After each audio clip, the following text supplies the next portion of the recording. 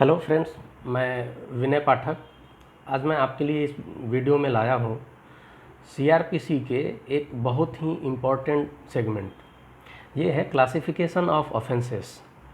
हम class start करें इससे पहले एक चीज़ मैं आपको बता दूं कि आईपीसी में ऑफेंसेस की डेफिनेशन दिए हुए हैं और उनकी पनिशमेंट दिए हुए हैं। अब जो ट्रायल का पार्ट है वो सीआरपीसी से कवर होता है। तो जब भी सीआरपीसी में हम किसी ऑफेंस की बात करते हैं, जनरली सीआरपीसी आईपीसी के लिए बनाया गया है। हालांकि इसका एप्लीकेशन और भी जो ऑफेंसेस हैं उसके लिए है, लेकिन जो सीआरपीसी बेसिकली बनाया गया है वो आईपीसी के ऑफेंसेस के लिए है। तो हम यहाँ जब भी क्लासिफिकेशन ऑफ ऑफेंसेस की बात करेंगे तो हम आईपीसी के ऑफेंसेस को क्लासीफाई कर रहे हैं। तो चलिए स्टार्ट करते हैं।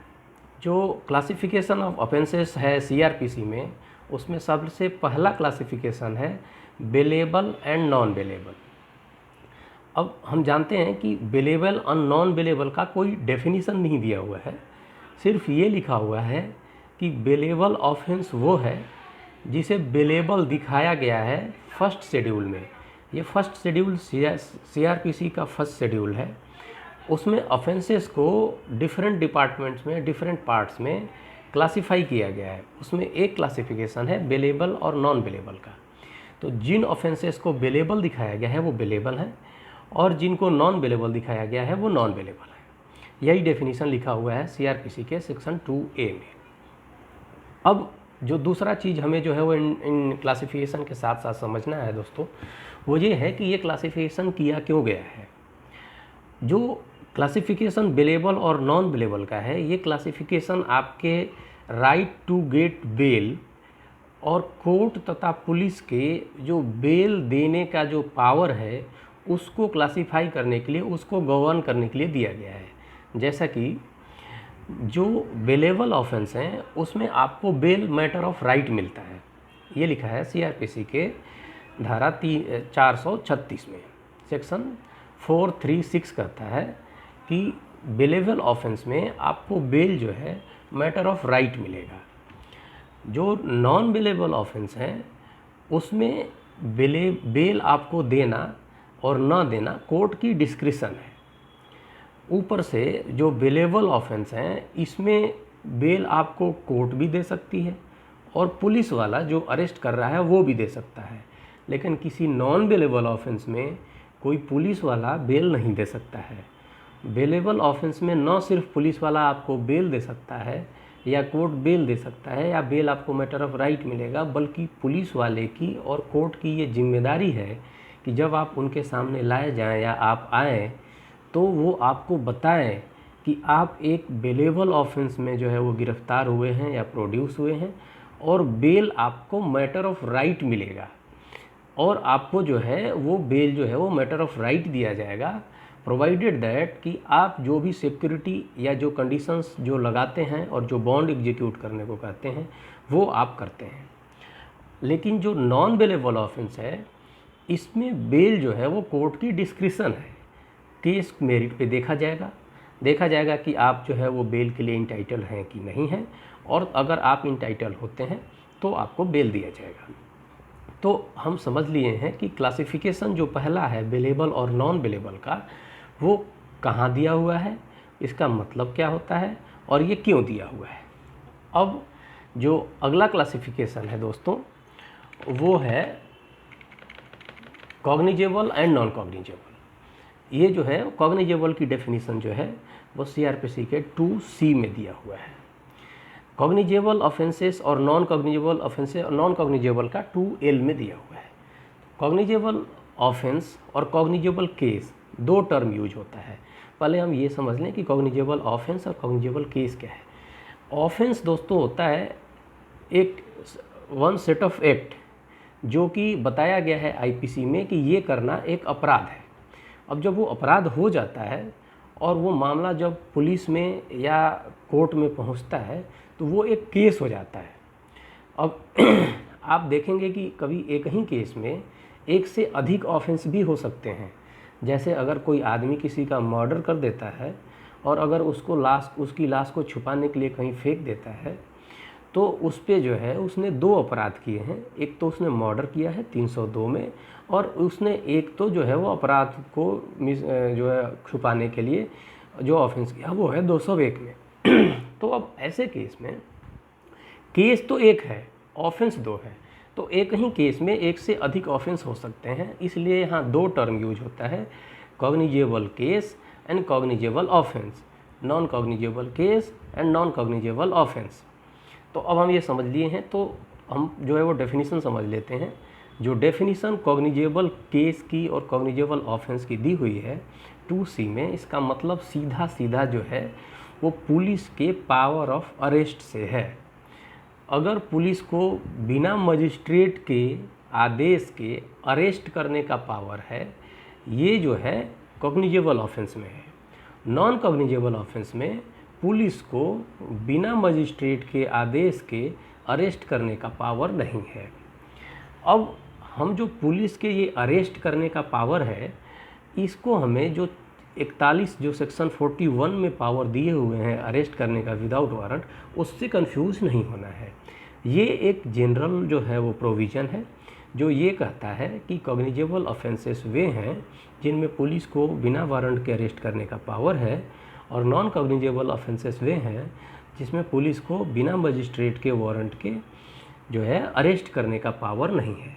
ऐसे ही कॉग्निजेबल केस जो है वो केस है जिसमें पुलिस को बिना मजिस्ट्रेट के पावर के अरेस्ट करने का बिना मजिस्ट्रेट के जो है वारंट के अरेस्ट करने का पावर है, और नॉन कॉग्निजेबल केस वो है जिसमें पुलिस को बिना मजिस्ट्रेट के वारंट के अरेस्ट करने का पावर नहीं है। अब हमने जो है वो ये एक पर्पस समझ लिया है। दोस्तों मैं जो है वो आपको बता दूं कि CRPC में हमारे अरेस्ट करने के 2 प्रोविजंस हैं।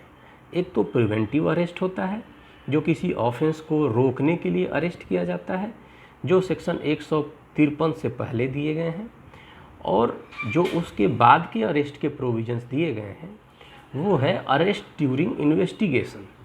तो हम देखेंगे कि अरेस्ट अपने आप में कोई प्रोसीडिंग नहीं है CRPC में।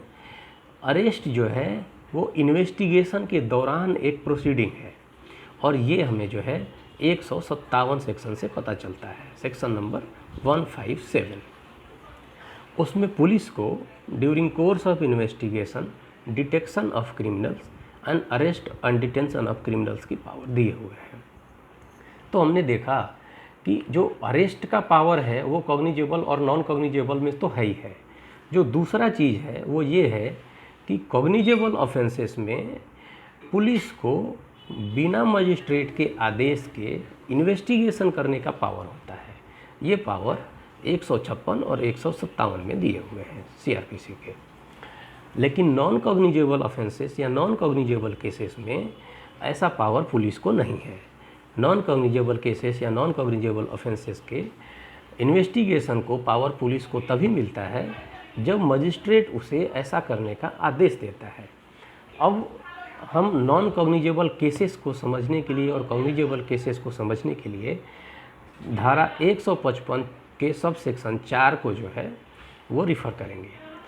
सब सेक्शन 4 जो है सेक्शन 155 का, वो कहता है कि अगर कोई ऐसा केस है जिसमें मोर देन 1 ऑफेंस शामिल हैं और अगर उनमें से एक भी ऑफेंस कॉग्निजेबल है तो केस कॉग्निजेबल होगा। इसका मतलब ये है कि CRPC partly cognizable and partly non cognizable cases को रिकॉग्नाइज नहीं करता।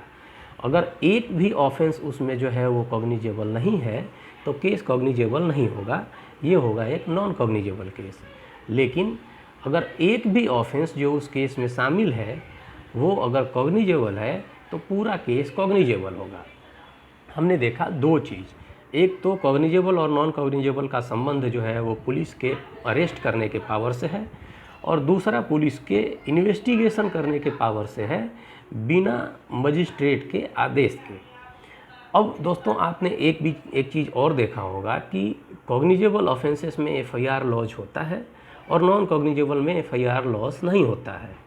मैं एक चीज़ और बता दूं आपको कि FIR लॉज करना अपने आप में कोई प्रोसीडिंग नहीं है। FIR लॉज करना इन्वेस्टिगेशन के दौरान एक प्रोसीडिंग है। FIR लॉज होने के साथ ही इन्वेस्टिगेशन शुरू होता है।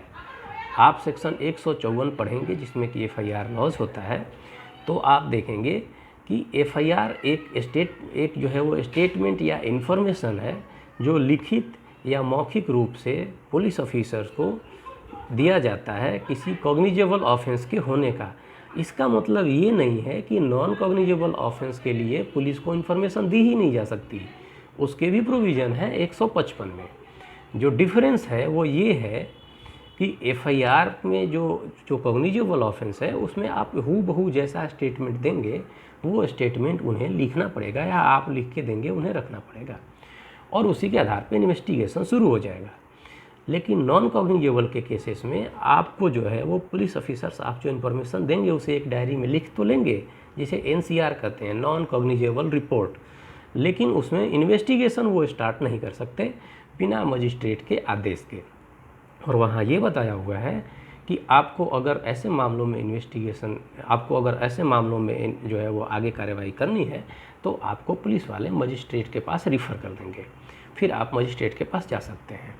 तो दोस्तों, हमने देखा कि cognizable offences, non cognizable offences का क्या मतलब है और इसका क्या डेफिनेशन होता है।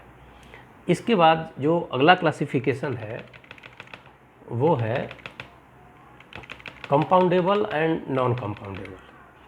दोस्तों, हम देखेंगे कि कंपाउंडेबल और नॉन कंपाउंडेबल की कोई डेफिनेशन CRPC में नहीं दिए हुए हैं। जो CRPC के डेफिनेशन क्लॉज है उसमें आप कहीं भी इसका डेफिनेशन नहीं पाएंगे। इसका जो कंपाउंडेबल है उसका शाब्दिक अर्थ होता है कॉम्प्रोमाइज। जब हम अगर किसी ने कोई ऑफेंस किया है, हमने उसके खिलाफ प्रोसीडिंग स्टार्ट कर दिया है, लेकिन अगर हम बीच में चाहते हैं कि हमें और आगे प्रोसीडिंग नहीं चलाना है उसके खिलाफ, तो हम उससे कोई समझौता कर सकते हैं। या अगर वो कहता है कि हमारे से जो है वो ऑफेंस हुआ है, आप कंपेंसेशन वगैरह लेके हमारे खिलाफ केस बंद कर दो, तो हम जो है वो ऐसा कर सकते हैं। लेकिन हम ऐसा सारे ऑफेंसेस के लिए नहीं कर सकते। इसीलिए CRPC के सेक्शन 320 में 2 लिस्ट दी हुई है अलग अलग। उसमें पहली लिस्ट उन ऑफेंसेस की है जिसे हम जो है वो कॉम्प्रोमाइज़ कर सकते हैं सामने वाले से बिना कोर्ट के परमिशन के, और जो दूसरा है वो लिस्ट है जिसमें हम कॉम्प्रोमाइज़ कर तो सकते हैं लेकिन हमें इसमें कोर्ट की परमिशन चाहिए। तो हम देखेंगे कि CRPC के सेक्शन 320 के सब सेक्शन 1 में और सब सेक्शन 2 में लिस्ट दिए हुए हैं, और ये लिस्ट हैं कंपाउंडेबल ऑफेंसेस के, और इसके अलावा जितने ऑफेंसेस हैं वो हैं नॉन कंपाउंडेबल। तो हमने देखा कि कंपाउंडेबल और नॉन कंपाउंडेबल ऑफेंसेस की कोई डेफिनीशन नहीं है, बल्कि इनकी एक लिस्ट दी हुई है कंपाउंडेबल ऑफेंसेस की सेक्शन 320 में, और उसके अलावा बाकी के सारे ऑफेंसेस जो है वो नॉन कंपाउंडेबल है।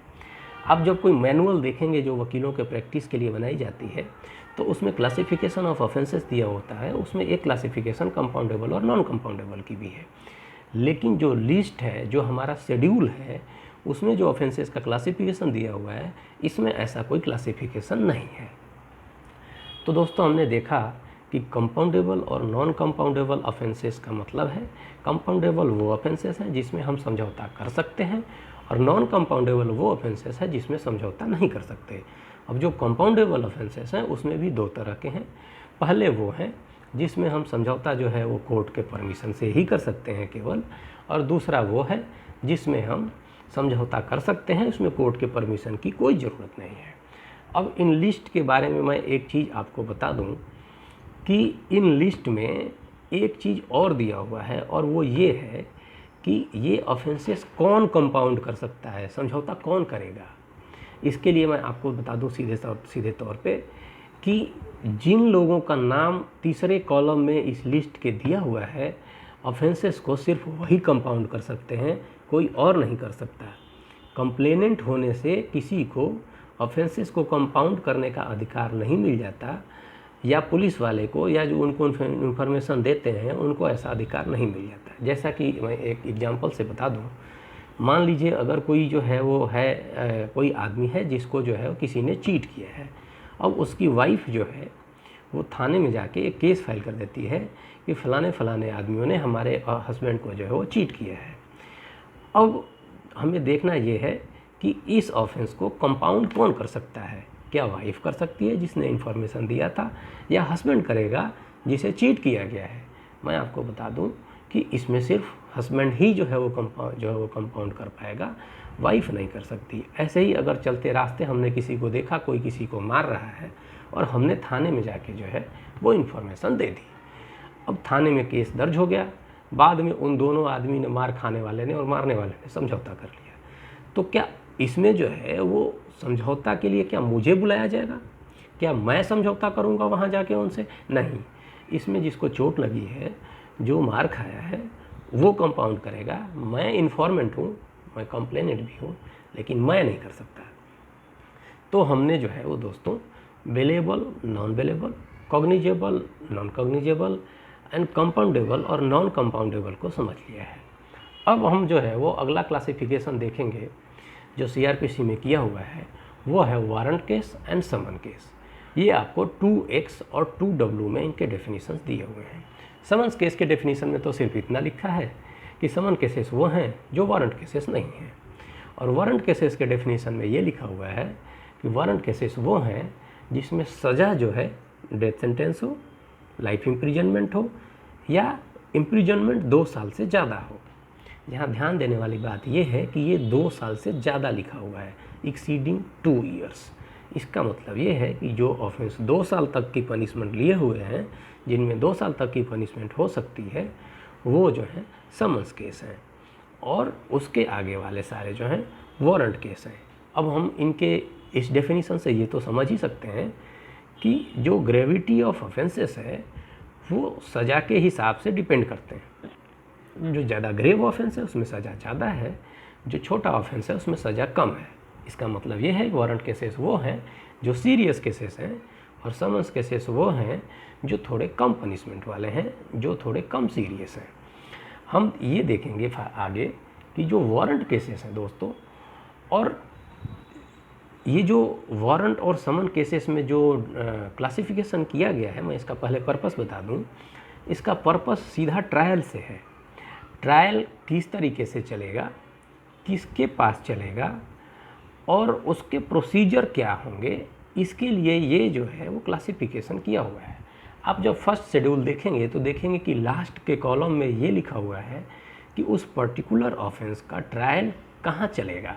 उसमें आपने देखा होगा लिखा हुआ है सेशंस के पास चलेगा, मजिस्ट्रेट के पास चलेगा, मजिस्ट्रेट फर्स्ट क्लास के पास चलेगा, एनी मजिस्ट्रेट के पास चलेगा। अब मैं आपको बता दूं कि जो वारंट केसेस हैं इसमें भी जो है वो आगे 2 तरह के क्लासिफिकेशन किए हुए हैं। कुछ वारंट केसेस जो सीरियस नेचर के हैं, जैसे murder, rape, attempt to murder, डकैती, इस तरह के जो ऑफेंसेस हैं, इनको ज़्यादा सीरियस मानते हुए इन्हें अलग से सेशंस केस कहा जाता है। सेशंस केस की कोई डेफिनेशन नहीं दी हुई है, और ना ही ये बताया गया है कि कौन से केसेस सेशंस केस हैं।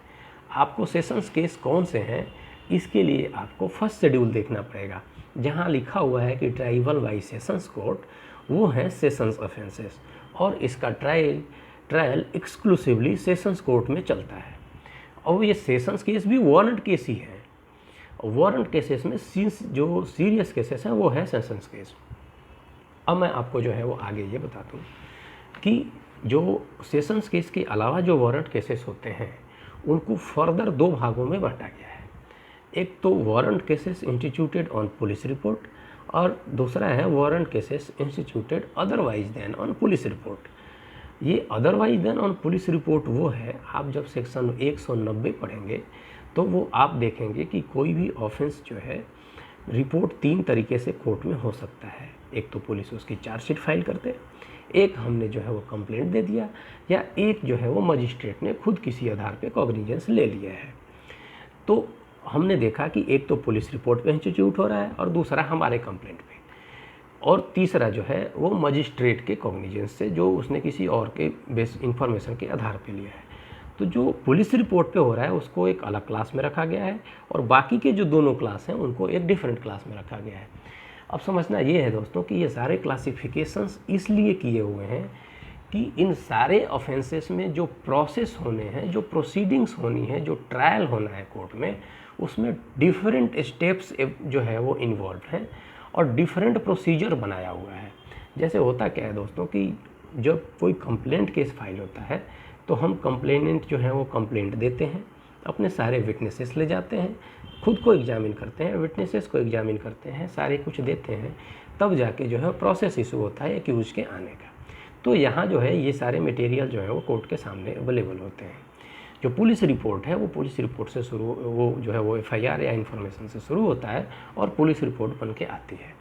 उसमें सारे के सारे जो विटनेसेस हैं वो प्रोसिक्यूशन लाएगा और उसमें जो है वो सारी प्रोसिक्यूशन की जिम्मेदारी प्रोसिक्यूशन की होती है, जबकि प्राइवेट वाले में जो हमने कंप्लेंट फाइल किया है उसमें हमारी होती है। तो इसीलिए जो ऑफेंस पुलिस जो है वो केस पुलिस रिपोर्ट पे इंस्टीट्यूट हुए हैं वो, और जो उसमें जिसमें जो है हमारे कंप्लेंट पे हुए हैं, उन दोनों के प्रोसीजर जो हैं वो ट्रायल के अलग अलग हैं। तो दोस्तों हमने ये देख लिया है कि आईपीसी के सारे ऑफेंसेस को सीआरपीसी में शेड्यूल में अलग अलग क्लासीफाई किया गया है और कुछ शेड्यूल के अलावा क्लासीफाई किए गए हैं, और ये भी हमने समझ लिया है कि इन सब का पर्पस क्या है। अब मैं एक चीज़ आपको और बता दूं कि जो आईपीसी में जो सीआरपीसी में डेफिनेशंस दिए हुए हैं वो पूरा नहीं है। उसमें आपने देखा होगा लिखा हुआ है कि जो डेफिनेशन सीआरपीसी में नहीं दिया है उसे हम आईपीसी से लेंगे। तो ये बात हमें समझ लेना है कि ये जो डेफिनेशंस दिए हुए हैं, ये जो क्लासिफिकेशंस दिए हुए हैं, ये क्यों हैं और इनका पर्पस क्या है, और ये पर्पस जो है वो कैसे फुलफ़िल होते हैं। तो दोस्तों अगली बार वीडियो में हम अलग से जो है वो समझेंगे कि क्या अंतर है बेल लेने में, बेलेबल ऑफेंस में और नॉन बेलेबल में, और उसके प्रोसेस क्या हैं, क्या प्रोसेस है इन्वेस्टिगेशन का कॉग्निजेबल केस में और नॉन कॉग्निजेबल केस में, कंपाउंडेबल केसेस में जो है वो अगर कंपाउंड होता है तो उसका क्या इफ़ेक्ट है और उसका प्रोसेस क्या है कंपाउंड होने का, और ये कि जो क्लासिफिकेशन जो है वो वारंट केसेस और सेशंस केसेस और समन्स केसेस दिए हुए हैं, इनके ट्रायल में क्या जो है वो अंतर है जो है। तब तक आप इस डेफिनेशन को समझें। मैं जो है वो इसका एक पीडीएफ भी जो है इस वीडियो के साथ अटैच कर दूंगा, आप चाहें तो देख सकते हैं। धन्यवाद।